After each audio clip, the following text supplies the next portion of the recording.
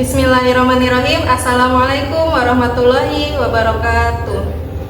Salam hormat kepada Bapak Ibu Dewan Penguji Uji Kinerja PPG Guru Tertentu tahap 3 tahun 2025. Perkenalkan, nama saya Tanti Prasetyowati dari LPTK STKIP PGRI Pacitan dengan NIM 2586906185. Saya akan melaksanakan pembelajaran matematika di kelas 11 di Sekolah SMK Asalam Jayanti, Kabupaten Tangerang, Provinsi Banten. Sekian dari saya. Billahi taufiq wal hidayah. Wassalamualaikum warahmatullahi wabarakatuh. Assalamualaikum. Waalaikumsalam. Gimana kabarnya anak-anak? Baik. Sehat ya semuanya? Moodnya bagus? Bagus ya. Siap. Sebelum belajar, alangkah baiknya kita berdoa. Berdoa dimulai.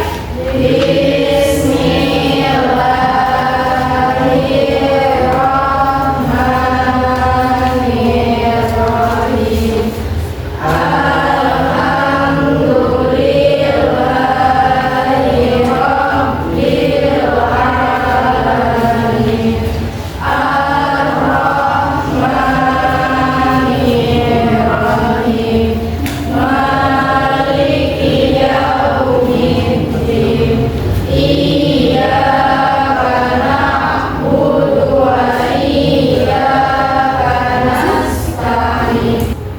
Yang namanya ibu panggil, silakan angkat tangan dan ucapkan hadir ya. Andre Raisa Ayu Hadir.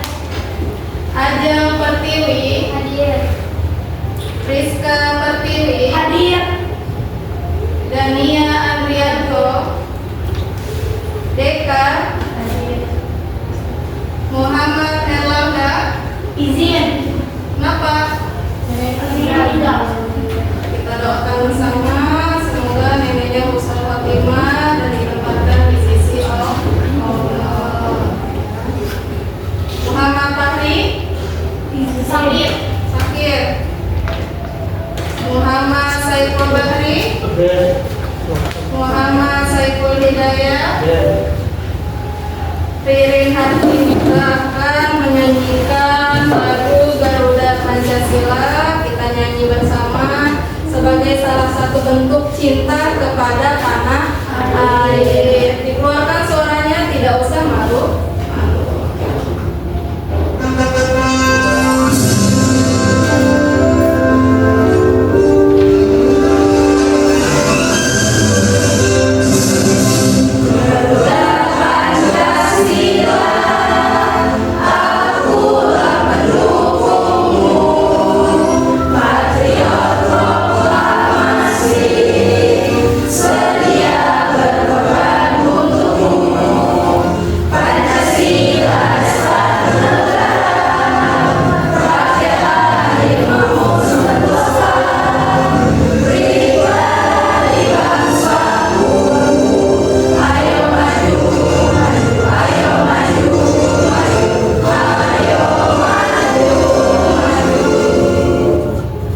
Oke, terima kasih. Silahkan duduk kembali. Itu namanya statistika. Untuk belajar statistika, Ibu mempunyai tujuan pembelajaran hari ini. Yang pertama, memahami makna mean dan modus dalam konteks kehidupan nyata. Hari ini kita akan pahami bersama apa itu mean dan modus dalam kehidupan nyata kita sehari-hari. Kemudian yang kedua adalah menyelesaikan masalah nyata yang melibatkan perhitungan mean dan modus. Nanti kita mulai menghitung mean dan modus yang berkaitan pada kehidupan sehari-hari, gitu ya. Yang ketiga, berkolaborasi dalam kelompok untuk menemukan konsep dan solusi masalah. Nah, kita kan sudah duduk berkelompok, mesti adanya kerjasama satu sama lain untuk menyelesaikan masalah. Yang terakhir adalah menyimpulkan pentingnya analisis data dalam pengambilan Nanti kita belajar menyimpulkan dari hasil analisis. Setelah kita menghitung, maka apa hasil dari kesimpulannya, gitu ya. Selanjutnya, tadi statistika adalah pengantar ya, ilmu yang berkaitan dengan data.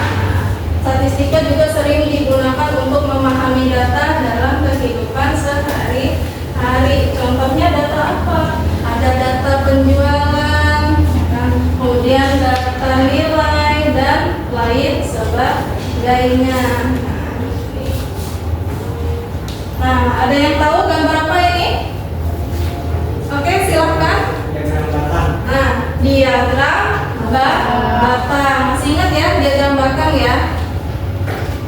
Kemudian ada yang bisa memahami nggak? Ada yang kalian pahami? Oke, boleh. Saya melihat bahwa diagram batang ini menunjukkan hubungan antara nilai dan frekuensi.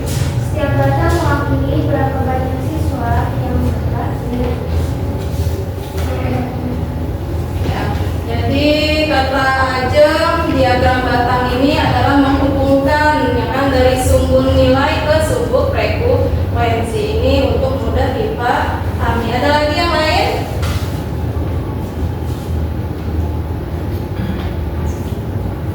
Boleh, silakan. Diagram batang seperti ini memudahkan kita membandingkan jumlah data setiap kategori tanpa harus disamakan satu persatu.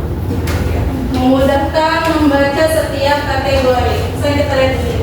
Ada nilainya 5, ya kan, tinggi batangnya nyampe ke 5. Nah, 5 ini apa? Kalau frekuensi namanya jumlah. Berarti yang dapat nilai 5 itu ada 5 orang. Kemudian yang dapat nilai 6 ada 7 orang.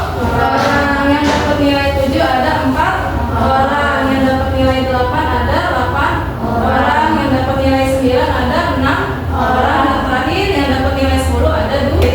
Ini ada Pak Anton memiliki toko elektronik. Ia ingin mengetahui hasil penjualannya selama 1 minggu. Yang ditanya berapa rata-rata penjualan harian dan barang elektronik mana yang paling diminati.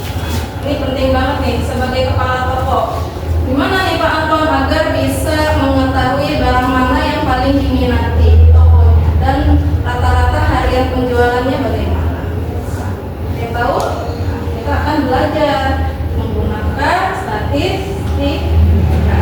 Khususnya materinya terpusat yaitu ukuran pemusatan data. Nah, apa itu ukuran pemusatan data?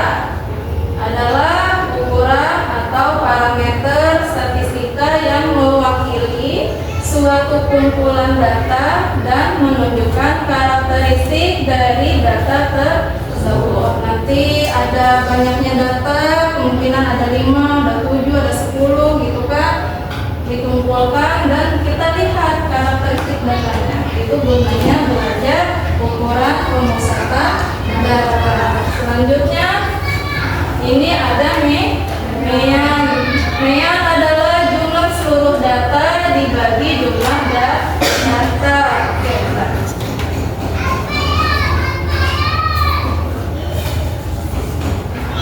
Ini mean jumlah seluruh data. Nah, yang ini ada X yang dibacanya X bar. Ya, yang X-nya ada tanda garis di atasnya dibacanya X bar sama dengan sigma XI dibagi M. Yang ini dibacanya sigma ya, kemudian XI dibagi M. Ini adalah jumlah. Berarti X bar adalah mean, kan meannya sama dengan jumlah data dibagi banyaknya data.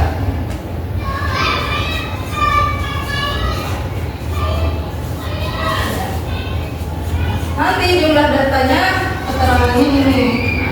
Misalnya datanya ada 7, berarti kan X1 tambah X2 tambah X3 tambah X4 tambah X5 tambah X6 tambah X7.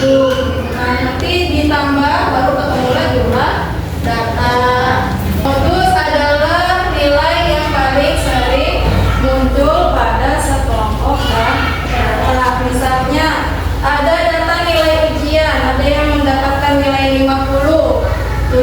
80, 70, dan 70. Angka mana yang paling banyak muncul? 70. Itu namanya modus. Gampang ya? Paham? Nah, oke. Selanjutnya kita cermati soal ini secara bersama-sama. Ada ini penghapus dulu. Soal di bawah ini, seorang manajer toko elektronik ingin mengetahui produk apa yang paling diminati pelanggan dan berapa rata-rata penjualan harian. Data penjualan selama 7 hari terakhir adalah sebagai berikut. Nah, ini datanya. Ada TV, ada kulkas, ada mesin cuci, dan AC. Ya. Yang TV data terjumlah hariannya ada 5, 7. Ada lagi yang mau bertanya? Bu, ya silakan. Saya perhatikan data TV dan kulkas beda jauh. Apakah berarti produk dengan yang lebih tinggi pasti lebih laku? Nah, tadi yang ibu katakan, produk yang lebih laku itu tergantung keadaan, tren misalnya gitu kan. Kalau tadi kan minggu ini lakunya TV, ya kan, kulkas sangat kecil. Merupakan produk yang paling diminati pelanggan dan bisa menjadi stok utama. Ya. Sedangkan kulkas memiliki penjualan rendah sehingga strategi promosi atau diskon bisa dilakukan untuk meningkatkan penjualan. Nanti ini sangat bermanfaat untuk kalian kelak, mungkin bisa sambil jualan online nanti kalau udah lulus sekolah, bisa jualan hijab kayak contohnya tadi, jualan baju, jualan. Di sini kelompok 1 ya, kemudian yang tengah kelompok 2, satunya kelompok 3.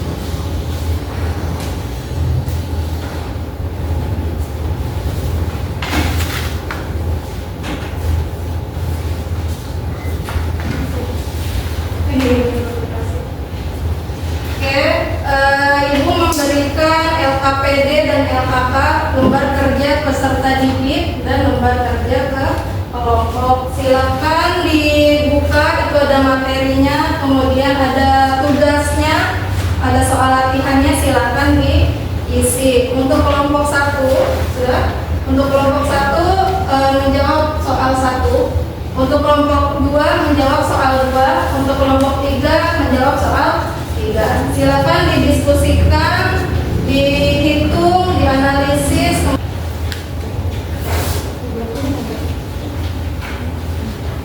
Dijawabnya di kertas folio ya. Di kertas folio tulisnya yang bagus, yang rapi. Dan KPD-nya juga silakan sambil diisi juga.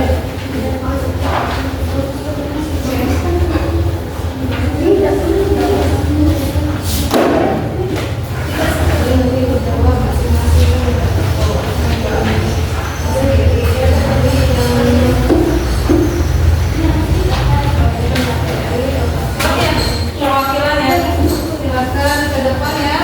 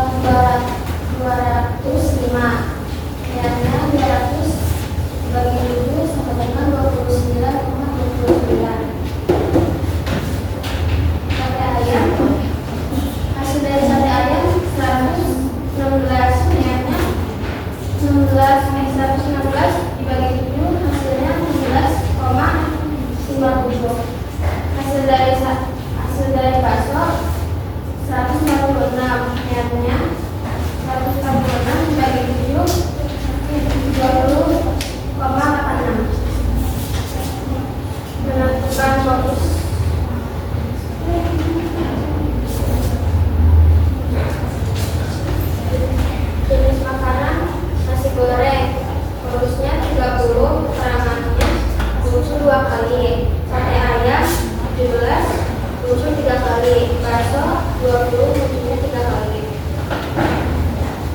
Pertanyaan ketiga, kesimpulan. Rata-rata penjualan tertinggi adalah nasi goreng 39,29 per hari. Modus tertinggi nasi goreng 30 porsi paling sering terjual. Makanan paling diminati siswa adalah nasi goreng. Pertanyaan keempat, interpretasi atau makna hasil. Dari hasil analisis, nasi goreng menjadi makanan favorit siswa sehingga ibu Sari sebaiknya menambahkan stok nasi goreng setiap hari. Dan juga sate ayam terjual lebih sedikit, bisa diberikan promo paket hemat agar lebih menarik. Dan bakso cukup stabil penjualannya, cocok dipertahankan di menu tetap kantin.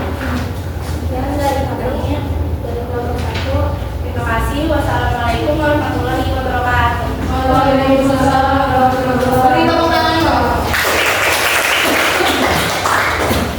Oke, selanjutnya kelompok 2 siap? Oke, silakan maju. Kelompok 2.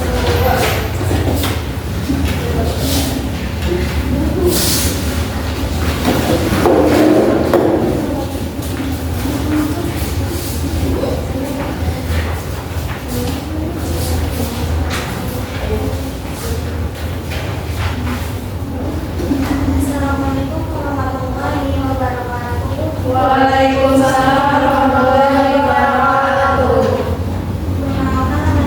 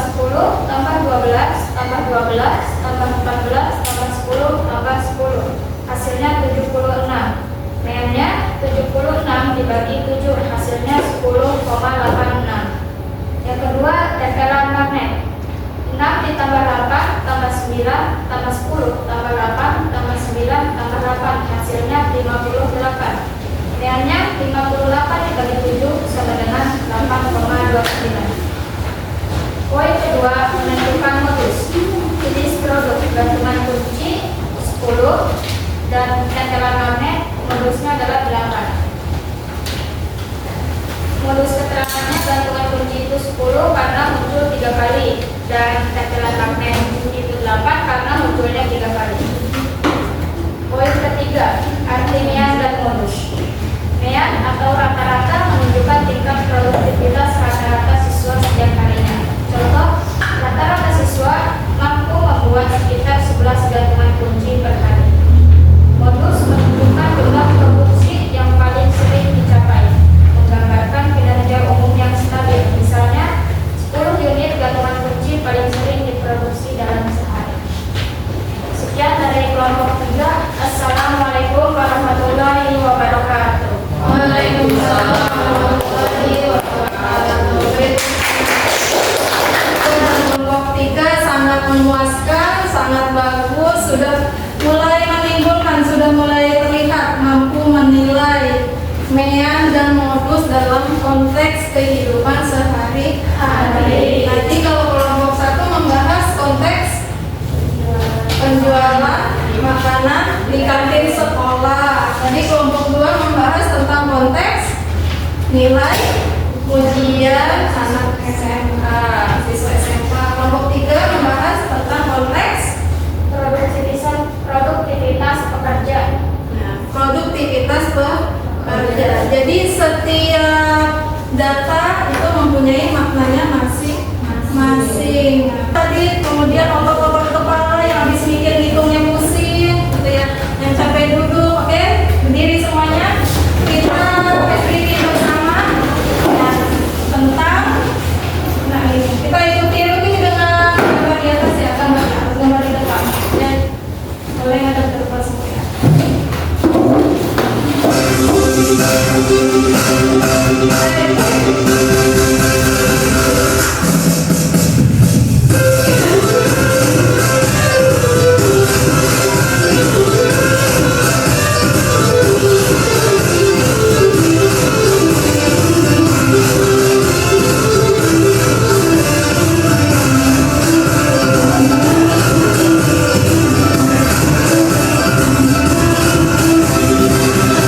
Adalah jumlah data dibagi banyaknya data. Kalau modus, data yang sering muncul. Nanti Ibu berharap pembelajaran hari ini bukan hanya untuk di kelas, tapi bisa diambil maknanya, hasilnya terlebih dahulu. Boleh dibuka HP-nya, ya, dibuka scan barcode-nya. Kalau nggak bisa barcode dari jauh, boleh maju ke depan.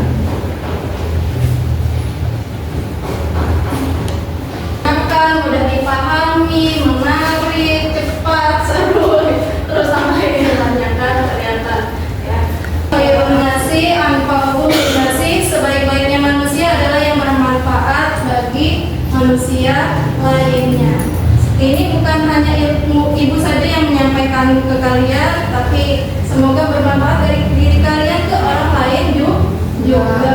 Karena kita hidup di dunia ini butuh ilmu. Modulnya pakai ilmu, mau akhirat pakai ilmu. Kan? Nah, konteksnya apa? Ada data nilai ujian. Ada 70, 75, 80, 75 dan 55. Pertanyaannya, hitung nilai mean Ditambah 75, tambah 80, tambah 75, tambah 85, mendapatkan hasil 385. Dibagi lagi 5 sama dengan 77. meannya hasilnya dalam konteks servis motor. Itu arti dalam konteks Servis motor.